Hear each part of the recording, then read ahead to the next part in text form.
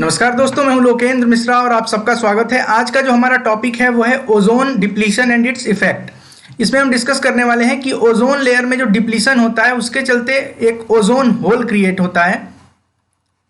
Whole का मतलब होता है छेद, या फिर और थोड़ा सा अच्छी हिंदी में बोलें तो इसको छिद्र कहते हैं। ओजोन छिद्र या फिर ओजोन होल इसको हम बोलते हैं। तो आइए डिस्कस करते हैं कि ओजोन लेयर क्या है, इसमें डिप्लीशन का मतलब क्या होता है और इससे क्या इम्पैक्ट है एनवायरनमेंट पे, ह्यूमन बींग्स पे क्या इसका इफेक्ट पड़ने वाला है। इसके साथ साथ आखिर कारण क्या है कि ओजोन लेयर में डिप्लीशन हो रहा है, इसके रीजन क्या है। तो आइए शुरुआत करते हैं। देखिए, सबसे पहले चीज मैं बता दूं आप लोगों की ओजोन क्या है। तो एक चीज आप समझिएगा, ओजोन लेयर ये अलग चीज है और ओजोन ये अलग चीज है। देखिए क्या होता है, अगर हम ओजोन को लिखना चाहें एक मॉलिक्यूलर फार्मूला में केमिस्ट्री के, तो इसको हम लिखेंगे O3। O3 और कुछ नहीं है बल्कि ऑक्सीजन और O ऐसा कुछ होना चाहिए, तभी ये O3 बना होगा। अब ऑक्सीजन जो है ये हमारे लिए इंपॉर्टेंट है, किसके लिए? तो लाइफ के लिए, ह्यूमन लाइफ के लिए, प्लांट लाइफ के लिए ये इंपॉर्टेंट है। प्लांट लाइफ के लिए इस तरह से इंपॉर्टेंट है कि कल मैंने फोटोसिंथेसिस के लेक्चर में बताया था कि अगर ऑक्सीजन नहीं रहेगा तो फोटोसिंथेसिस कैसे होगा। वो ऑक्सीजन का इंटेक करते हैं, कार्बन डाइऑक्साइड का इंटेक करते हैं और ऑक्सीजन को रिलीज करते हैं। तो ऑक्सीजन एक बाई प्रोडक्ट है, वो फोटोसिंथेसिस अगर होगा तो ऑक्सीजन तो रिलीज होगा ही। अब ये क्या है? O3 है। O3 का मतलब होता है ओजोन। यहां पे अगर हम एक इक्वेशन लिखें वो ऐसे लिख सकते हैं, कुछ पहले मैं थोड़ा सा कुछ बता देता हूं।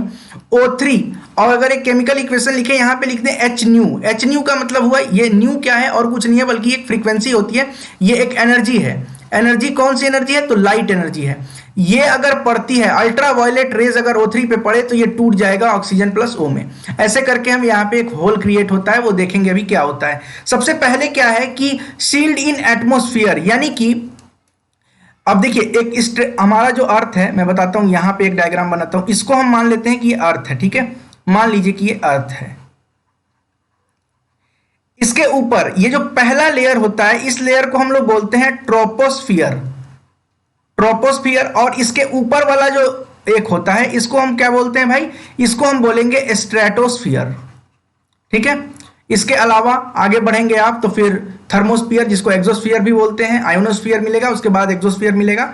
उन दोनों को मिला के हम थर्मोस्फियर भी बोलेंगे। तो देखिए यहां पे अर्थ है। ट्रोपोस्फियर में क्या होता है, जितनी भी एक्टिविटीज हैं, चाहे बारिश हो, बरखा हो, उसके अलावा जो क्लाउड्स वगैरह चीजें हैं, जो भी हवाएं चलती हैं, ये सब के सब, माउंटेन्स हैं, क्लाउड्स है, ये सब ट्रोपोस्फियर में होते हैं। इनको हम ट्रोपोस्फेरिक एक्टिविटीज भी कहते हैं, इवेंट्स कहते हैं। इसके अलावा ये जो ऊपर वाला लेयर है जिसको हम स्ट्रेटोस्फियर कहते हैं, स्ट्रेटोस्फियर में नीचे वाला जो हिस्सा है, ये जो स्ट्रेटोस्फियर का एक हिस्सा है, मैं बना रहा हूं सेट करके, आप लोग ध्यान से देखिएगा, ये डायग्राम सबसे इंपॉर्टेंट है। देखिए ये क्या है स्ट्रेटोस्फियर का, ये एक इंपॉर्टेंट, ठीक है। हाँ, तो देखिए ये स्ट्रेटोस्फियर वाला, ये जो पोर्शन मैंने बनाया है, ये वाला जो पोर्शन मैंने बनाया है ऊपर वाला, ये और कुछ नहीं है बल्कि यहीं पर ओजोन है। ये ओजोन है, ठीक है, ओजोन है, ओजोन लेयर, इसको हम कहेंगे ओजोन लेयर। ये एक प्रकार का शील्ड है। शील्ड का मतलब क्या? शील्ड का काम क्या है? शील्ड करना, प्रोटेक्ट करना, बचाव करना। सूरज यहां पर अगर उगा हुआ है, सपोज करिए यहां पे ये सूरज है, लीजिए मैं सूरज भी बना दिया इतना शानदार तरीके से। यहां से सूरज की किरणें आएंगी, ठीक है, कई सारी किरणें, ultra violet rays, visible rays, infrared, सब के सब आती हैं, रेडियो वेव, सब कुछ आ रहा है। यहां पे अल्ट्रा वायलेट जो है इसको यहीं से ये वापस भेज देगा, कहां? अपर एटमॉस्फेयर में, यानी कि ट्रोपोस्फियर में अल्ट्रा वायलेट रेज जो है, अल्ट्रा वायलेट रेडिएशंस जो है, ये ट्रोपोस्फियर में एंटर होने से पहले ही रिफ्लेक्ट हो गई, या कि कह सकते हैं कि एक्सोस्फियर में या बाहरी एटमॉस्फेयर में चली गई, हमारे ट्रोपोस्फियर में नहीं आई। यही कुल मिलाकर काम है किसका? तो ओजोन लेयर का। इसकी थिकनेस जो हम मेजर करते हैं वो एक यूनिट होती है जिसको हम डॉप्सन कहते हैं। डॉप्सन यूनिट में इसकी थिकनेस को मेजर करते हैं। आइए आगे की स्लाइड में समझते हैं कॉजेज ऑफ डिप्लीशन। देखिए कॉज क्या है? कॉज का मतलब होता है ऐसे कारण जिसके चलते ओजोन लेयर डिप्लीट हो रहा है। अब ओजोन लेयर का फायदा क्या है ये तो हमने समझा। अगर ये लेयर नहीं रहे पृथ्वी के ऊपर, ये ओजोन वाली, तो यहां से जो अल्ट्रा वायलेट रेडिएशन आएगी वो डायरेक्ट के डायरेक्ट कहां आएंगी? हमारे अर्थ पे, और अर्थ पे हम लोग हैं, हमें दिक्कत होगी। क्या होगी वो अभी अगले स्लाइड में समझेंगे। अल्ट्रावायलेट रेस जैसे जैसे यहां पे आ रही हैं, ये बाहर कर दिया। अगर CFCs का यूज करते हैं, इसको हम कहते हैं क्लोरोफ्लोरोकार्बन, क्लोरोफ्लोरोकार्बन, ठीक है, इसकी फुल फॉर्म है। और HCFC का मतलब होता है, सिर्फ आगे हाइड्रो जोड़ दीजिए, हाइड्रोक्लोरोफ्लोरोकार्बन, हाइड्रोक्लोरोफ्लोरोकार्बन। इसमें क्या है, कार्ब इसके साथ साथ इसमें फ्लोरीन है और हाइड्रोक्लोरोफ्लोरोकार्बन में भी फ्लोरीन है और क्लोरीन भी है। ये दोनों मिलकर देखिए, फ्लोरीन है, क्लोरीन है, ब्रोमीन है, ये सारी गैसेस के बारे में आप लोगों ने सुना होगा। इन गैसेस का यहाँ पे क्या कारण होता है, क्या इसका इफेक्ट होता है, ये समझिए। अर्थ से HCFC निकली, CFC निकली, HCFC और CFC अर्थ से निकली, ये ओजोन लेयर है पूरा हमारा, इसमें छेद हो जाएगा। यहाँ पे छेद हो गया, सपोज करिए यहाँ पे छेद हो गया, यहाँ पे छेद हो गया। इस छेद से क्या होगा, जो अल्ट्रावायलेट रेज है इधर किनारे से आके तो टकरा के वापस चली जाएंगी, अगर इस छेद में आएंगी तो ये वापस धरती पे आएंगी। और जैसे ही अल्ट्रावायलेट रेज आएंगी कहां, पृथ्वी पर, तो वैसे ही आदमियों के अंदर, पौधों के अंदर, प्लांट्स के अंदर, जानवरों के अंदर उसका इफेक्ट देखने को मिलेगा। Compounds with bromine and chlorine, ऐसे कंपाउंड्स जिसके साथ साथ ब्रोमीन है या फिर क्लोरीन है, ये दो सबसे इंपॉर्टेंट याद रखिएगा। अगर क्वेश्चन में आ जाए कि इसमें से कौन सा ऐसा तत्व है, कौन सा ऐसा एलिमेंट है जिसके चलते ओजोन डिप्लीशन होता है, तो कोई भी कंपाउंड दिया हो, अगर उसमें ब्रोमीन है या फिर क्लोरीन है, तो उसको आप लोग टिक कर दीजिएगा। बिल्कुल कोई भी हो, कुछ भी, ब्रोमाइड, क्लोराइड कहीं भी आ जाए, उसको टिक कर दीजिएगा, वो सही आंसर हो जाएगा। Compounds with bromine and chlorine, ये मोस्टली कहां कहां से मिलते हैं, तो प्रोपेलेंट्स से मिलते हैं। जो रॉकेट्स यूज करते हैं, तो रॉकेट्स को प्रोपेल करने के लिए प्रोपेलेंट्स का यूज होता है, वहां मिलेगा। रेफ्रिजरेंट्स में मिलेगा।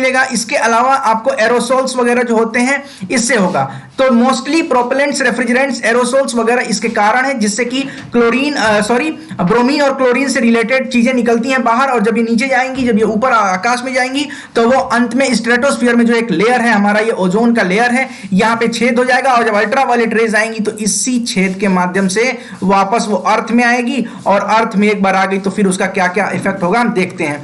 देखिए, पहला इंपैक्ट होगा वो स्किन कैंसर होगा, स्किन में इरिटेशन होगा और स्किन कैंसर होगा। कैटरैक्ट जो होता है, आंख में जो कॉर्निया होती है, वो भी अल्ट्रावायलेट रेज को एब्जॉर्ब करेंगी और उसके चलते ब्लाइंडनेस होगा। ये ब्लाइंडनेस सिर्फ ह्यूमन में ही नहीं है, बल्कि ऑल एनिमल्स, और भी जो एनिमल्स हैं उनमें भी ये ब्लाइंडनेस हो सकती है। इसके अलावा इम्यून सिस्टम में डेफिशिएंसी होगी, जो रोगों का प्रतिरक्षा तंत्र है वो कमजोर होता है, और इरिटेशन तो आपको समझ में आ ही रहा होगा, खुजली वगैरह चीजें होती हैं। अब देखिए, ओजोन लेयर से लड़ने के लिए हमने कई सारी हमारी जो कन्वेंशंस हैं, प्रोटोकॉल्स हैं, उसके बारे में अलग से डिस्कस करेंगे। फिर भी एक प्रोटोकॉल में डिस्कस कर लेता हूं अभी। सबसे पहले आपका देखिए, एक था वियना कन्वेंशन, इसके बारे में बस थोड़ा सा मैं बताऊंगा कि वियना कन्वेंशन क्या है, ठीक है। वियना कन्वेंशन, वियना कन्वेंशन के बारे में मैं डिटेल में बताऊंगा। सिर्फ यहां यह बता रहा हूं कि 1985 में यह कन्वेंशन था, और यह ओजोन लेयर से संबंधित है। प्रश्न आ सकता है कि ओजोन लेयर से संबंधित कन्वेंशन कौन सा है, तो दैट इज वियना कन्वेंशन। ये 1985 में वियना कन्वेंशन हुआ। ये क्यों हुआ भाई, तो इसका मेजर जो इससे निकल के सामने आया, क्यों, इसका एम क्या था, तो that was protection of ozone, protection of ozone. इसके जस्ट बाद मैं एक आपको फ्रेमवर्क दे दे रहा हूं। वियना 1985। कन्वेंशन और प्रोटोकॉल में देखिए अंतर क्या है। कन्वेंशन का मतलब होता है, वो आपके ऊपर है, मानिए या ना मानिए। जैसे मैंने कह दिया कि आपको ये वीडियो देखना है, अब ये आपके ऊपर है, आप देखें ना देखें। अगर नहीं देखेंगे तो मैं आपके घर आके आपको पीटूंगा थोड़ी, या मैं कुछ कर नहीं सकता हूं। मैं आपसे कह सकता हूं कि मेरा चैनल सब्सक्राइब कर लीजिए, अगर आप नहीं करेंगे तो मैं कुछ नहीं कर सकता हूं। वही चीज होता है कन्वेंशन। वियना कन्वेंशन में कहा गया कि आप लोग साइन करिए, ठीक है, आप लोग ये बात मानेंगे। अगर आप नहीं भी मानते तो कोई पनिशेबल एक्शन नहीं है, आप कुछ नहीं कर सकते हैं। अगर कोई आदमी उस बात को, कोई देश नहीं मानता है, तो आप कुछ भी नहीं कर सकते हैं। दैट इज वियना कन्वेंशन, ये कन्वेंशन होता है। प्रोटोकॉल डिफरेंट है। प्रोटोकॉल मतलब if you have signed on that protocol, you have to, आपको मानना पड़ेगा। वो जो भी चीजें हैं आपको उसको बिल्कुल भी मानना पड़ेगा। ये होता है कन्वेंशन और प्रोटोकॉल में डिफरेंस। वियना कन्वेंशन के बाद से, अब चूंकि देखिए, अब आपने यहां क्या कहा, कन्वेंशन है, मन करे मानो, न मन करे न मानो। भाई बहुत से लोग होंगे जो नहीं मानेंगे। इसके लिए एक मॉन्ट्रियल प्रोटोकॉल लाया गया, इसका हम नाम देते हैं मॉन्ट्रियल प्रोटोकॉल। Montreal protocol. अब मॉन्ट्रियल प्रोटोकॉल क्या था भाई, तो मॉन्ट्रियल प्रोटोकॉल जो था ये 1989 में मॉन्ट्रियल प्रोटोकॉल आया। और इसमें क्या किया गया, इसमें कहा गया कि जितने भी क्लोरीन और ब्रोमीन, क्लोरीनेटेड मतलब जिसमें क्लोरीन हो, और ब्रोमीनेटेड मतलब जिसमें ब्रोमीन हो, क्लोरीनेटेड और ब्रोमीनेटेड कंपाउंड्स को, हाइड्रोकार्बन्स को रिप्लेस करना है। किससे करना है, तो हाइड्रोकार्बन से, ठीक है, फ्लोरीनेटेड हाइड्रोकार्बन से। फ्लोरीनेटेड समझिएगा क्या कह रहा है। कह रहा है वियना कन्वेंशन ने कहा कि हमको ओजोन लेयर प्रोटेक्शन करना है। 1985 लोग नहीं माने। मॉन्ट्रियल प्रोटोकॉल 1989 में आता है। इसमें कहा जाता है कि जितने भी क्लोरीनेटेड और ब्रोमीनेटेड हैं, क्लोरीनेटेड मतलब क्या, क्लोरोफ्लोरोकार्बन, CFC, क्लोरीनेटेड है, हटा दो। BFC ब्रोमिनेटेड है उसको हटा दो, फ्लोरिनेटेड लाना चाहिए। तो फ्लोरिनेटेड में क्या लेकर आया गया, तो लाया गया HFC लाया गया, हाइड्रोफ्लोरोकार्बन। अभी तक क्लोरोफ्लोरोकार्बन था, अब लाए हम हाइड्रोफ्लोरोकार्बन, फ्लोरिनेटेड वाला लाए। ये मॉन्ट्रियल प्रोटोकॉल में इसको रिप्लेस किया गया, लेकिन बाद में 2016 में एक और इसमें चीज हुई है, और 2016 में इसको हम कहते हैं किगाली एग्रीमेंट। किगाली एग्रीमेंट कब आया, 2016 में आया था।